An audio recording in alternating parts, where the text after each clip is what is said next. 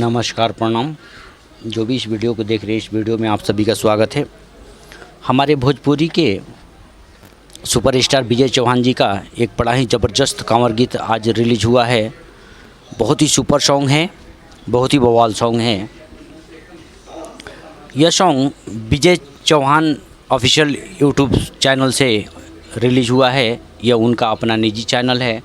यह सुबह 6:30 में रिलीज हुआ है। बहुत ही ज़बरदस्त सुपर डुपर सॉन्ग है। इस सॉन्ग का टाइटल है बम लहरी बम बम लहरी। बहुत ही मनमोहक सॉन्ग है। इसके राइटर विजय चौहान जी है। म्यूजिक आर्या शर्मा जी ने सजाया है। बहुत ज़बरदस्त सॉन्ग है, सुपर डुपर सॉन्ग है। यह विजय चौहान ऑफिशियल यूट्यूब चैनल से आज सुबह 6:30 रिलीज हुआ है। आप सब प्यार दे रहे हैं, दुलार दे रहे हैं, लेकिन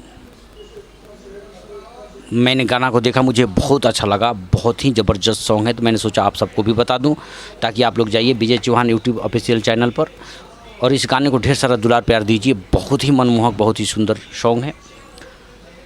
साथ ही अगर आप हमारे चैनल पर नए हैं तो हमारे चैनल को सब्सक्राइब कीजिए, ढेर सारा दुलार प्यार हमें भी दीजिए, ताकि हमेशा आपके साथ हम बने रहें। जय भोजपुरी, जय बिहार।